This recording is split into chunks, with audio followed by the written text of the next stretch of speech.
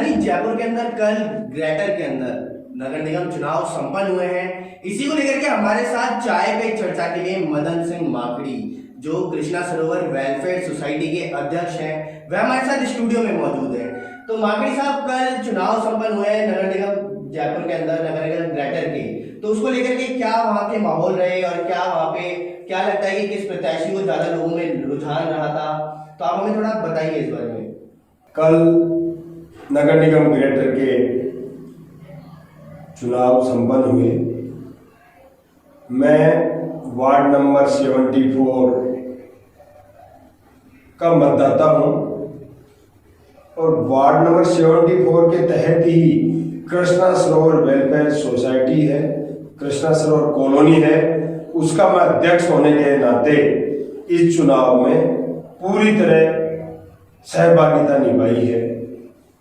कल के चुनाव में लोगों में, मतदाताओं में जबरदस्त उत्साह था, जबरदस्त माहौल था। तो अभी वार्ड नंबर जो आपका 74 रह रहा है, उस वार्ड नंबर 74 से कौन कौन प्रत्याशी बीजेपी की तरफ से खड़े हुए, कौन कौन प्रत्याशी कांग्रेस की तरफ से खड़े हुए, इस बारे में थोड़ा चर्चा कीजिए हमारे साथ। वार्ड नंबर 74 के कांग्रेस प्रत्याशी श्रीमती हेमा सिंघानिया पार्षद प्रत्याशी थी और भारतीय जनता पार्टी से श्रीमती सुधा गुप्ता पार्षद प्रत्याशी थी। दोनों उम्मीदवारों में कहीं नहीं लगा कोई मुकाबला है। जनता कांग्रेस के साथ रही है। मतदाताओं का रुझान श्रीमती हेमा सिंघानिया की तरफ था और जहां तक माहौल को देखते हुए, उस लोगों के उत्साह को देखते हुए हेमा सिंघानिया की रिकॉर्ड मतों से जीत होगी। लेकिन अध्यक्ष साहब, आप ये भी तो सोच सकते हैं कि लोगों ने वहां पर उनका प्रचार प्रसार किया, लेकिन दूसरी ओर अंदर जाकर के लोगों ने वोट किसको दिया, किसको अपना मत दिया, वह अपना मत किसी को बताएंगे थोड़ी कि उन्होंने अपना मत किसको दिया है। तो ऐसा भी तो सकता है कि बिल्कुल पासा पलट जाए। आप सही कह रहे हैं। अंदर जाकर मतदाता किसे मतदान कर रहा, ये लोकतंत्र प्रक्रिया के तहत गुप्त मतदान होता है। लेकिन जो हमारा अनुमान है, जो लोगों की बातचीत हुई है, जो मतदाताओं का रुझान था, वो हेमा सिंघानिया के प्रति था। उस रुझान को देखते हुए, उस माहौल को देखते हुए मैं ये दावे के साथ कह सकता हूं, कल जो रिजल्ट आएगा उसमें हेमा सिंघानिया 4 फिगर में लीड लेकर ये चुनाव विजय करेंगी। तो अध्यक्ष साहब, जिस तरह से आप बता रहे हैं कि हेमा सिंघानिया की लगभग जीत पक्की है, लेकिन अगर वहीं दूसरी ओर देखा जाए तो भाजपा की तरफ से कौन प्रत्याशी मैदान में उतरे थे और भाजपा के साथ साथ और भी कई पार्टियां हैं जिनकी तरफ से मैदान में प्रत्याशी उतरे थे, तो उन लोगों के बीच में भी वोट एक तरह से आपस में बढ़ गए होंगे। तो ये कहना भी बिल्कुल भी सही नहीं है कि हेमा सिंघानिया की जीत बिल्कुल पक्की है। तो इस बारे में आपका क्या कहना है? हमारे यहाँ केवल 2 ही प्रत्याशी थे। सीधा मुकाबला कांग्रेस वर्सेज भारतीय जनता पार्टी में था और भारतीय जनता पार्टी के हमारे यहाँ से जो विधायक चुने गए श्री अशोक जी लावटी साहब, उन्होंने पिछले करीब 2 साल होने आए कोई विकास का कार्य नहीं किया, जनता की कोई खैर खबर नहीं ली।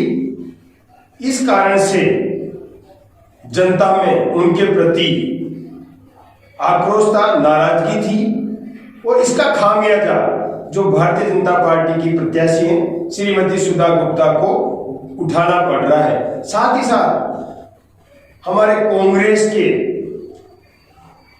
प्रत्याशी और जो विधायक का चुनाव हार चुके श्रीमान पुष्पेंद्र जी भारद्वाज, हारने के बावजूद वो जनता के बीच में रहे। सांगानेर के जनसेवक के रूप में उन्होंने जनता के बीच लोक कल्याणकारी कार्य किए हैं, चाहे वो कोरोना के टाइम की बात हो, चाहे अन्य विकास के काम हो। उनकी वजह से श्रीमती हेमा सिंघानिया जी का पलड़ा भारी रहेगा। देखिए अध्यक्ष साहब, जैसा कि आप अभी बता रहे हैं कि कोरोना महामारी चल रही है, तो कोरोना महामारी के अंदर लोगों को सरकार ने अपील करी है कि सोशल डिस्टेंसिंग बनाए रखें, मास्क यूज में लेते रहें। तो लेकिन अगर वहीं हम दूसरी तरफ चुनाव प्रचार की बात करें तो चुनाव प्रचार के टाइम पे एक बार में लगभग 100 गाड़ियां एक साथ चुनाव प्रचार करती हुई नजर आ रही थी। तो ये तो एक तरह से बिल्कुल ही सोशल डिस्टेंसिंग की धज्जियां उड़ती हुई नजर आई है चुनाव प्रचार के दौरान। जैसा अभी मैंने मास्क लगाया, ऐसे ही हम मास्क भी यूज कर रहे थे, साथ ही साथ सोशल डिस्टेंसिंग की भी पूरी पालना की जा रही थी। कोविड-19 के निर्देशों का काफी ध्यान रखा गया है, पालना की गई है और पूरे जयपुर हेरिटेज में अब की बार हमारे राजस्थान के मुख्यमंत्री श्रीमान अशोक गहलोत साहब, हमारे राजस्थान के अन्य मंत्रीगण कल्याणकारी कार्य जनता के लिए किए हैं। इस कारण से ये जनता है, जो मतदाता है, वो कांग्रेस के प्रति ज्यादा आकर्षित हुए हैं और इसी कारण से मैं ये कहूंगा साथ साथ वार्ड चमोतर 74 में तो श्रीमती हेमा सिंघानिया भारी मतों से जीतेंगे। इसके अलावा पहली बार भारतीय जनता पार्टी का बोर्ड न बनकर कांग्रेस का बोर्ड बनने जा रहा है।